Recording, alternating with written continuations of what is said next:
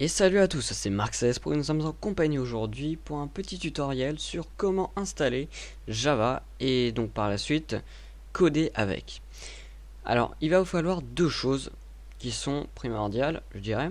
Donc c'est un IDE, après effectivement l'IDE n'est pas obligatoire mais c'est quand même vachement plus pratique de coder avec. Donc un IDE vous permet de compiler un projet, c'est-à-dire de le rendre exécutable sur un ordinateur et aussi d'exécuter un projet directement depuis Eclipse pendant que vous codez, ce qui rend le codage beaucoup plus facile et plus rapide. Donc c'est mieux d'avoir un IDE, effectivement. Donc pour cette IDE, nous allons prendre Eclipse. Vous pouvez prendre Eclipse standard ou Eclipse pour le Java II, enfin plutôt Java EE, mais bon c'est pareil. Eclipse standard, c'est juste pour du Java tout seul. Donc si vous voulez coder en Java uniquement, prenez ça. Donc téléchargez-le ici. Ensuite, pour...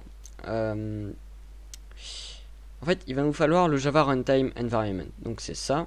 Et donc en général, on arrive sur cette page-là. Donc c'est pas le JDK qu'il faut prendre, ni le serveur JRE, mais le JRE tout seul qu'il faut prendre. Donc cliquez sur télécharger et donc ça va nous ramener sur cette page. Et donc ici, donc prenez la version que vous voulez.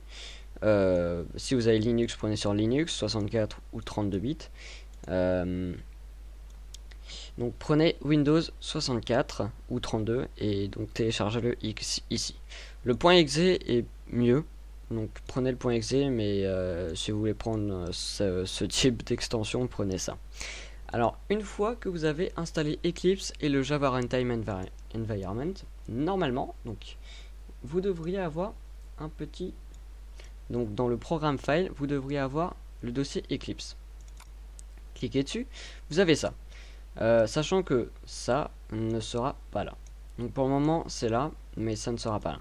Alors pour pouvoir l'exécuter plus facilement, faites clic droit et envoyez vers le bureau ou n'importe où là où vous voulez l'exécuter rapidement.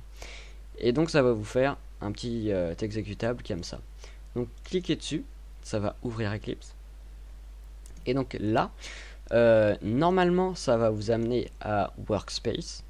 Mais pour ce tuto, j'ai fait un workspace spécial qui s'appelle tutoriel. Donc je vais ouvrir ça.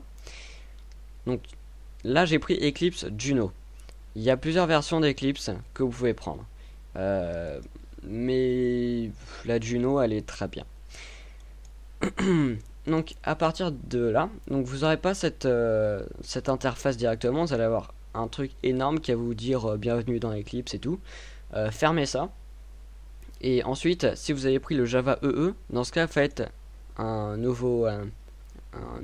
nouvelle perspective, comme c'est appelé, et cliquez sur Java et faites OK, et ça va vous ouvrir Java. Normalement, vous n'avez pas à faire ça si vous avez pris Java tout seul. Donc maintenant, vous êtes là-dedans. L'interface est un petit peu différente. En général, ça c'est sur le côté, comme ça. Comme ça. Voilà, quelque chose comme ça.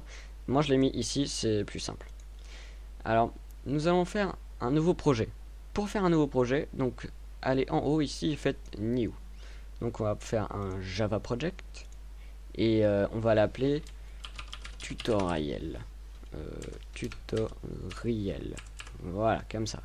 Et donc faites finish et donc là vous devrez avoir ça. Si vous l'ouvrez, vous allez avoir un dossier src et ensuite les librairies qui sont ici.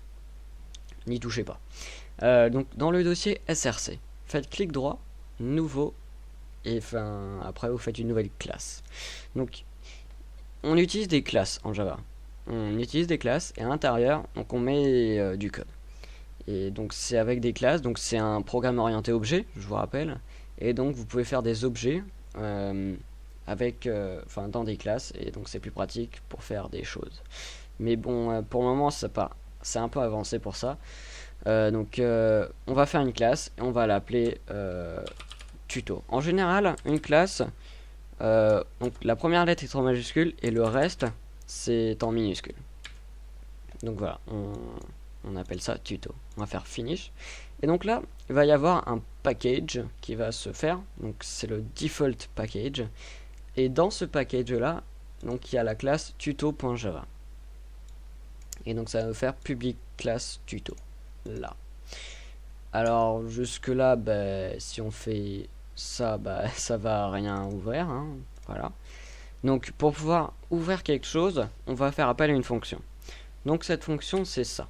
Donc public static void main. Et à l'intérieur, donc il va nous falloir la variable string qui va être une array list, mais ça c'est un peu avancé encore. Et donc c'est string args pour des arguments. Alors à l'intérieur de ça, si donc là on peut lancer quelque chose, vous voyez là ça, il n'y a plus d'erreur, mais bon voilà, là c'est cool, il n'y a rien. Donc faites system.out.print, donc pas print mais print, et à l'intérieur donc on peut écrire quelque chose. Donc si vous mettez les doubles guillemets et que vous faites par exemple salut de YouTube, et quand on fait enregistrer, donc CTRL S ou ici enregistrer, et que là on exécute, donc il va y avoir dans la console salut YouTube, enfin salut de YouTube. Donc cette fonction là, system.out.print, nous permet de d'écrire dans la console. Donc c'est très pratique. Et après pour effacer tout ça, on clique là-dessus. Voilà.